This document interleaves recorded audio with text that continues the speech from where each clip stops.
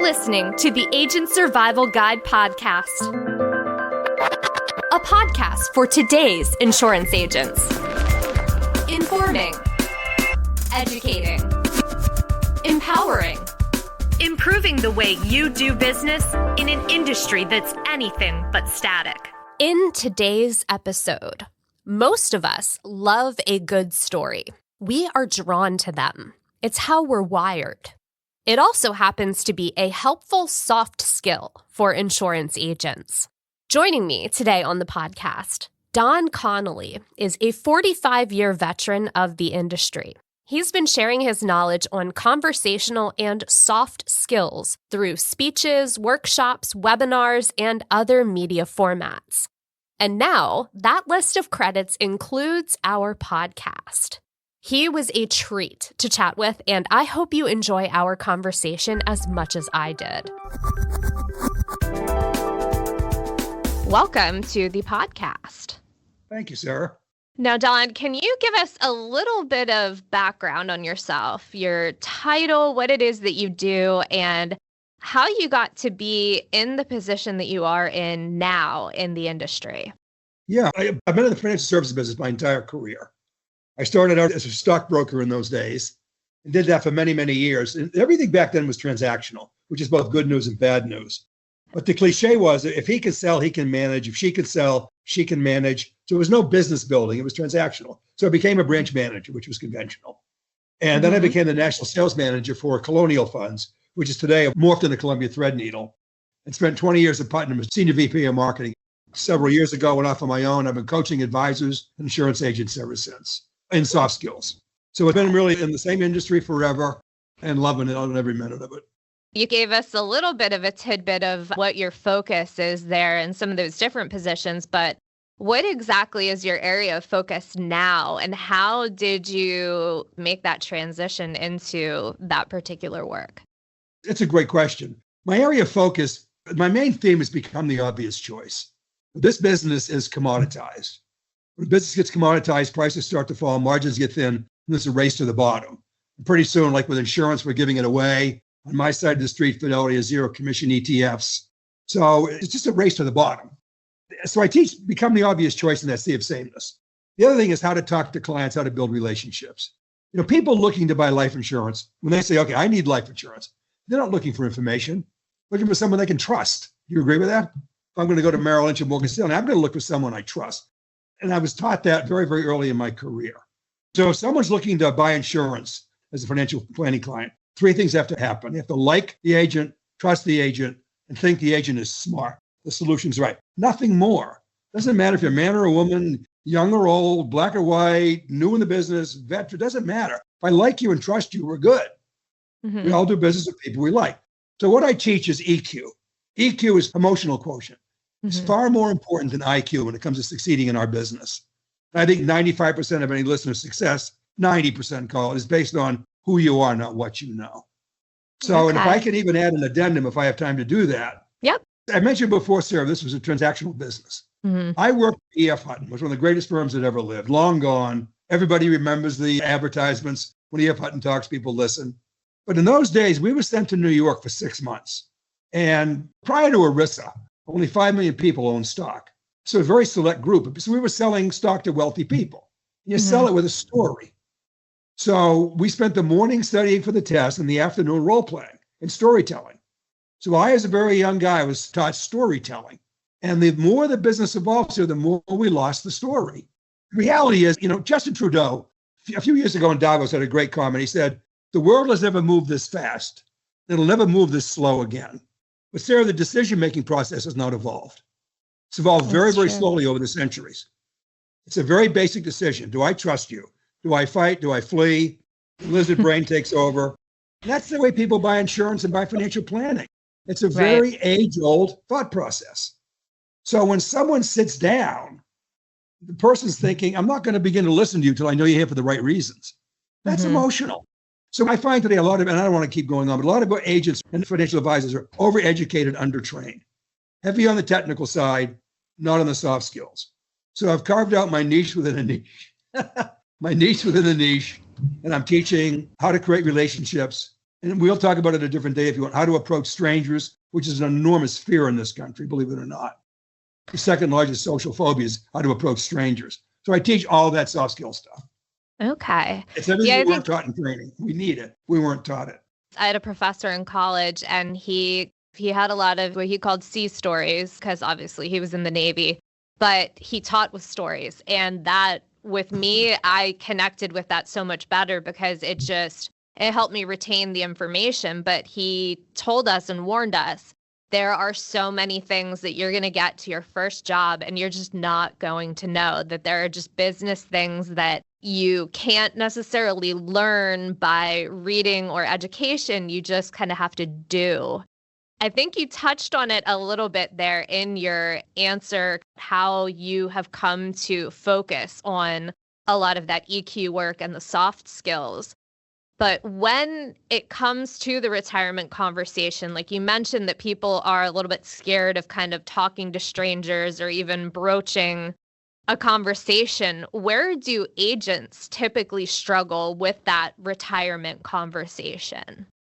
Well, I can think of a couple of things. One is a lot of people lead with products instead of people. Ah. Too many, and again, I'm not saying insurance agents. This is not discriminatory. I also put financial planners in there. We jump right into IRAs, life insurance, long-term care, annuities, Medicare, whatever it might be, Medicare supplements. The problem is clients don't wake up thinking, I need Medicare. I have to get Medicare, or I need an annuity. Right. We wake up thinking, well, I have enough money to make it to the end of till the race is over. So when we skip the emotional part and start with the technical part, we lose their attention. So that's one thing. Don't lead with products. The other thing, Sarah, is a lot of people avoid the hard topics. Life insurance is a hard topic. I could tell you story after story after story, probably bring you to tears with some of the things that I've seen over the years. So retirement's not just vacations and golf courses. It's longevity risk. It's rising healthcare costs. It's the possibility of having a long-term care event. And a lot of people shy away from those conversations because they feel awkward, maybe worried about scaring the client. But by not addressing them, they leave the clients unprepared for the very risks most likely to derail their retirement. Nothing's going to derail a retirement faster than a long-term care event. I think the third thing is the obvious thing you touched on a little bit. They don't translate complexity into simplicity. We live in a world of acronyms, RMDs, Part B. Those are acronyms, Advantage, Medigap, 401k. Clients don't live in that world. So when we struggle in taking that complexity and breaking it down into stories, analogies, and really simple visuals, we got to break it down and say to them, and have them repeat it back.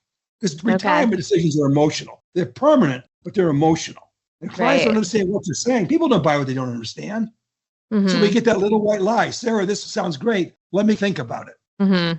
That's code talk. I really didn't understand. Either you left something out or you confused me. I'm not just deciding what to buy. I'm also deciding who to buy it from. I'm going to buy it from the person that tells me the best story, the simplest. You said you remember stories. You mentioned that. We're wired to remember stories. It's been going on for 60,000 years. It's the way the brain's wired. People don't do data. The analogy I always use when I'm coaching is we have two dogs. And when we feed our dogs a pill, we wrap it in a yummy. The pill is the data. The yummy is the story. It makes it digestible. Okay. Yeah, I would agree with that. It's the same that. data, but it's wrapped in a story. Yeah, that was exactly how my one professor taught his classes. And all of that stuck with me. And like you said, I think it is because we are wired for storytelling. It's how we've passed down information for years that just connects with us on both levels. You know, we're getting, like you said, that information, the data, the pill, but then you wrap the story around it and it gives you another way to see it and really apply it to your own, you know, a way that makes a little more sense than just numbers or percentages. Yeah, and clients aren't coming into our world, Sarah. We're going into their world. Yeah, very true. And they live in a different world. They live in a subjective, emotional world. Every Very decision true. the client makes is emotional. Yeah. How can we take that idea of knowing that storytelling is a way to connect? How can we get into that strategy or process if it's not something that, you know, maybe we don't think we're good at telling stories, or we're not good at the small talk or connecting with people? How do we jump in and start with that? The best way to connect, believe it or not, is to be curious. Don't lead with credentials. You know, most agents, most advisors say, here's who I am, here's what I do. Be curious. Prospects don't care about us. They care about themselves. So the fastest way to connect is to ask thoughtful questions that really show genuine, honest to God curiosity. What's most important to you when you think about retirement? What do you want to make absolutely sure never happens to you? When people feel heard, they lean in, Sarah, they listen. So one is be curious. The other is speak in stories, not stats. Be a storyteller. Data builds logic. Stories build trust. So I can say, well, 70% of the people over 65 need long-term care. That's data. I can also say one of my clients thought he'd never need care until a stroke changed his life overnight. Because he had coverage, he kept his independence, and his wife stayed financially secure. Yeah. The same data, but one's a story, one's data. So stories make you very relatable. You keep the conversation sounding like a sales pitch. I think the last thing is you match energy and empathy. You need a lot of both. People buy from people who get it. Clients want that aha moment. Aha, Sarah understands me. She gets it. She's been there. And if a prospect is analytical, give them clarity, give them numbers. But most people are emotional. Then you focus on family, freedom, peace of mind. And above all, empathy is a great way to build trust very quickly. Yeah. Sarah, I understand how overwhelming this can feel. Let's take it one step at a time. Let's take it together. That's a trust building device. They'll like you, trust you, think you're smart. Trust is personal. It's irrational. It's a nonlinear dynamic to trust. People trust you for different reasons. You can destroy it in a microsecond. But clients, I think clients only have one question, Sarah. Can I trust you? If the day comes they don't, you can talk till the cows come home. You're not going to succeed. Very true. I think the bottom line is to connect with people. You don't try to impress people. You make them feel important, make them feel understood, and make them feel safe. So you gave one example there of just how you would bring maybe long-term care into the conversation by asking some of those fact-finding questions. Are there any other ways that you have that you would use just to kind of break the ice, or maybe you've started down that road of talking about this and you sense their hesitation? Well, stories and analogies. If I had to introduce long-term care, I would say, I'm making this up, obviously. Let me tell you about a couple I worked with, Jim and Carol. Jim was a healthy guy. Jim was in his 60s, sharp as a tack, playing golf twice a week. They never thought they'd need long-term care. Why would they? They're active, they're independent, they're financially comfortable. But life doesn't always ask for permission. Things happen. I say when Jim was 72, he had a stroke. He survived, thankfully, but he couldn't manage the daily basics anymore. He just couldn't do it. Carol had always been his partner and everything, found herself as a full-time caregiver. And Sarah, I've been a caregiver, by the way. It's exhausting, financially, emotionally, spiritually exhausting. It's never enough. It wasn't just exhausting physically and emotionally, it drained their savings. Yeah. So the retirement plan shifted overnight from traveling and spoiling grandkids to paying for help at home and eventually a care facility. And every decision created stress for Carol. Do we spend more to give Jim the best care? Will Carol have enough left if she needs care herself? Because it's sequential. Dad needs it, then mom needs it. Here's the lesson. I don't always add this on. Here's the lesson. If they had a long-term care plan in place, they would have had choices. And I'm here to help with those choices. You know, I got a friend that says, when mom and dad come in, this is the emotional part. He said, Mom, this meeting's about you today. May I tell you a quick story? And again, the brain's wired to love stories. So the non-working spouse says, yeah, tell him, I want to hear a story. The story is this: in my house, my wife does all the cooking. I can't boil water, so I stay out of the kitchen. It's just her job. She's great at it. Problem is, my wife goes away from time to time. She'll take the kids to visit her parents. She'll go away with a girlfriend to get away weekend. I'm stuck home alone and I can't cook. So my wife, God bless her, makes meals in advance, leaves them in the fridge with a note attached, what to do when she's not going to be here. But your husband left you a note, what to do when he's not going to be here. That's what I want to talk. It's very emotional. Yeah. You say, look, life insurance and financial planning are the final love letter. And my job is to help you folks write that love letter. That's what we're going to do today. Yeah. I like that because, I mean, no data. Yeah, even as you just said that, it's funny because in my house, I am not the one who cooks. My husband is the one that cooks because he's the better cook. So, and he does that. If we have something going on at night or he has something going on at night, there will usually be something prepared there that we just have to throw it together or warm it up. And it's, you know, you can just kind of transfer some of those things that you've just said. I'm like, oh, yeah, I could picture that. What would I do? You know? Yeah. We paint a picture, word pictures. So There's another part of selling that I think we all run into, and we spend a lot of time learning how to overcome objections in a lot of different ways, because there are a lot of different objections people can use. There's a lot of reasons why they are hesitant to move forward. What is one of the most common objections that you have heard in the LTC space, and maybe a way that you can use storytelling to move the conversation forward? Sure. Well, I'll give you 3, 2, 1. Third is use it or lose it premium. It's like car insurance. You use it or lose it. That's not to sit well with people. The other is the elimination period. My father-in-law died, passed away. He paid insurance premiums to a well-known firm, household name, for 35 years, long-term care. His last 2 years in life, Sarah, he was in the hospital 5 times. He never collected one dime in long-term care. So he was never in the hospital for 90 days. Right. The elimination period. But the biggest reason, it's too expensive. I just talked to an insurance agent. His mother-in-law couldn't afford long-term care. He talked her into it. It was $5,500 a year. It's now $17,000 and he's paying it. He's looking at a $17,000 number every single year. So the answer to your question, number one, it's too expensive. So I would tackle that. The way I would tackle it, I always do. You don't fight it with numbers. You reframe it as value. Whenever cost becomes an issue, you're never going to be the low-cost provider. No one on this call is going to be the low-cost provider. You got to switch the conversation to value. So there's a lot of ways you can do it. You can compare the premium versus the cost of care. You can use a story to humanize the cost, or you frame it as a protection, not as a bill. I do one of those 3. That's what I do. Those 3 things. Because you're never going to justify the cost, especially when it's use it or lose it. That's why things like Equitrust, Bridge, these new products, these hybrid products, they're annuities. There's no use it or lose it. You never need to care, you got the annuity. The products have really improved. That's part of the reason people didn't sell them in the past too. It was too complex. Now they're simple and taking all the bad news out of buying it.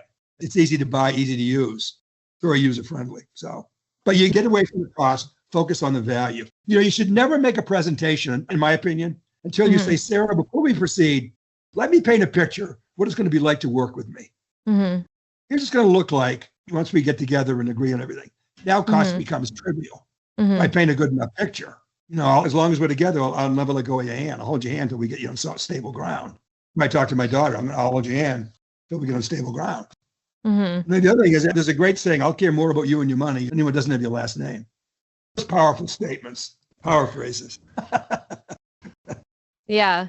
Well, and I think it's important to have those, when you're first starting out. I think it seems awkward or silly to have those predefined phrases, but it's part of a process that you're kind of working your way through. And it's an important thing, like even when you said, I'll hold your hand the whole way through this, you can kind of let them know ahead of time what your process is, all of that. They feel a little bit more comfortable with you. But these phrases and things kind of help you to stay on track, even in your own mind, with where you are in the journey from starting the conversation down to sale.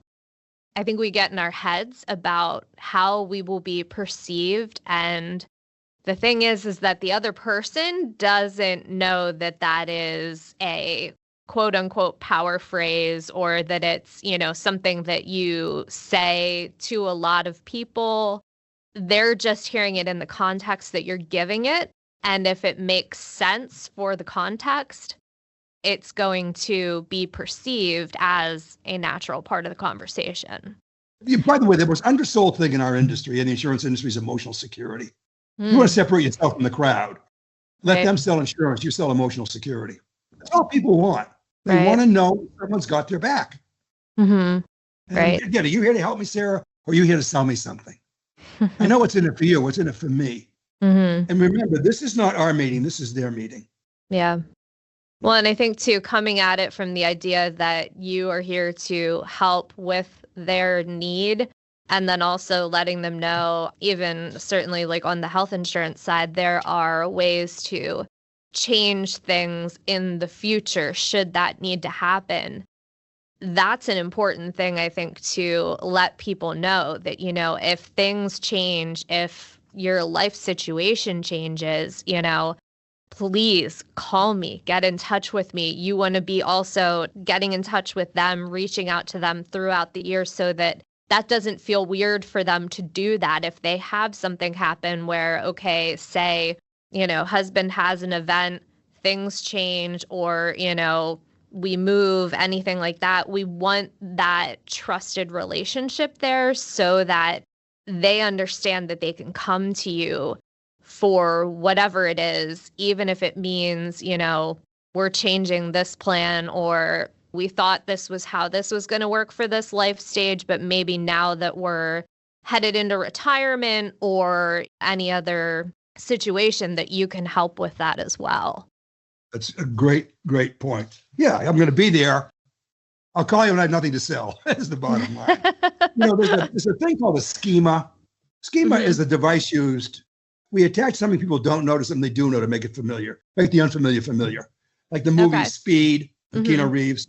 That was Die Hard on a bus. So now I know what Speed's about. The great story to use, a friend taught me, she's great at it.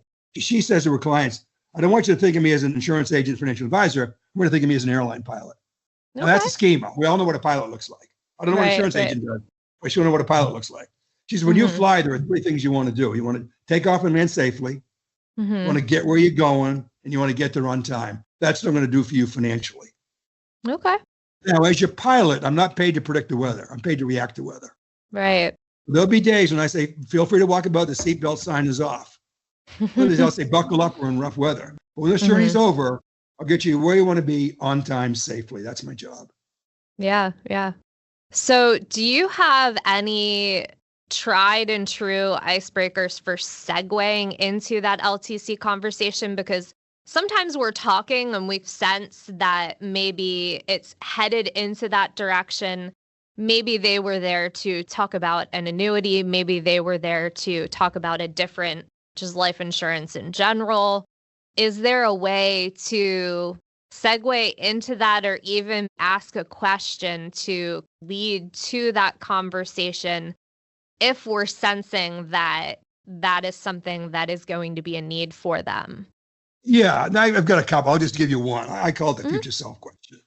That's a great question you just asked. I would say, Sarah, let me ask you something. If 20 years from now, you needed help with everyday things like bathing or dressing, how would you want that to look?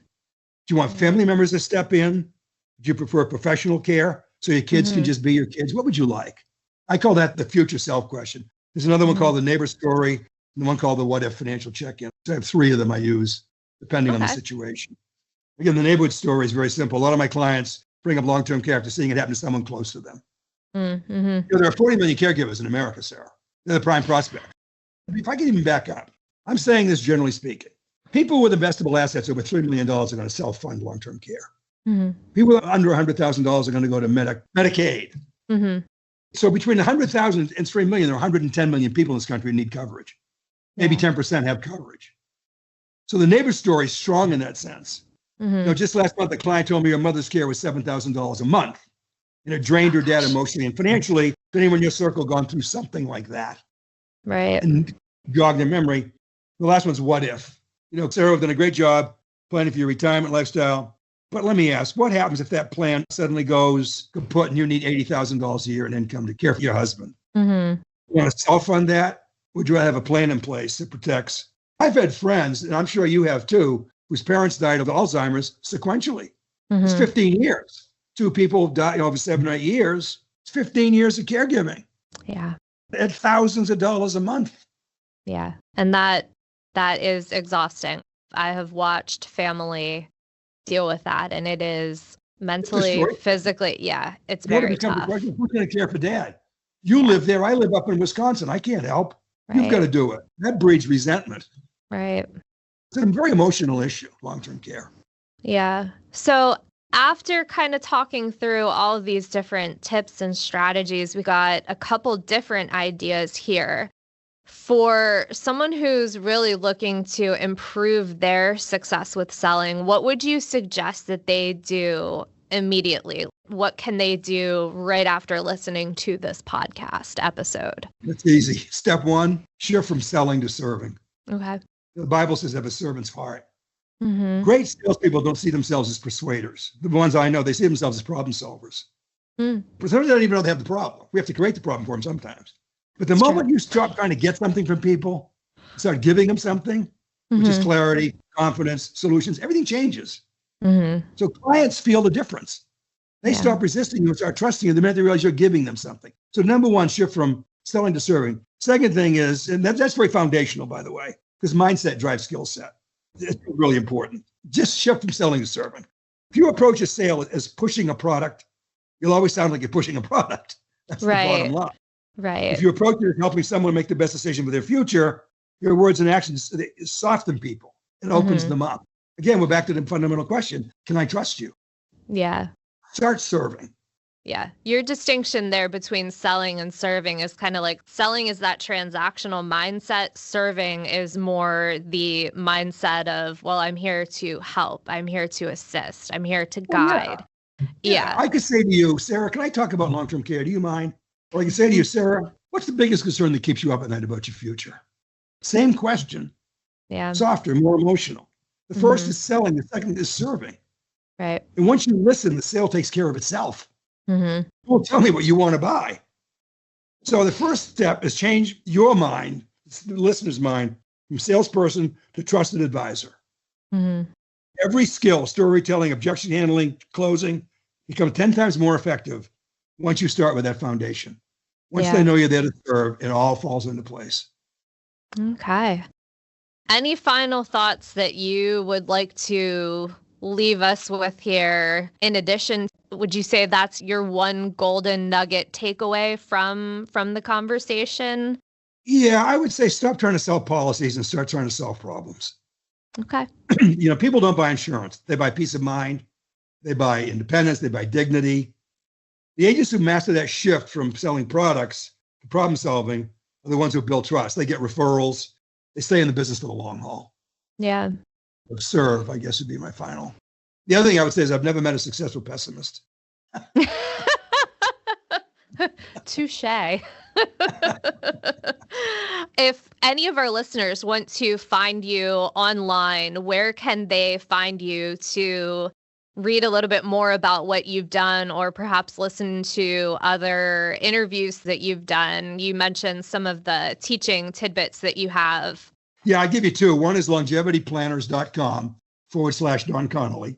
Okay. longevityplanners.com/Don Connelly. The second one is donconnelly.com. All righty. Well, Don, it has been a pleasure to speak with you today. Thank you so much. I think you've given us a lot to think about and certainly a lot of actionable takeaways that we can use. Thank you, Sarah, very much. Special thanks again to Don Connelly for the interview. For the resources Don mentioned, including where to find him online, don't forget to visit our episode notes. Thanks so much for taking the time to listen to this installment of the ASG podcast. We will see you next episode. The Agent Survival Guide podcast is a production of Ritter Insurance Marketing, an integrity company. Special thanks to our guest, Don Connelly. Recording and production by me, Sarah Ruppel. Podcast design by Urban Rivera. Artwork by Tina Lamoureux.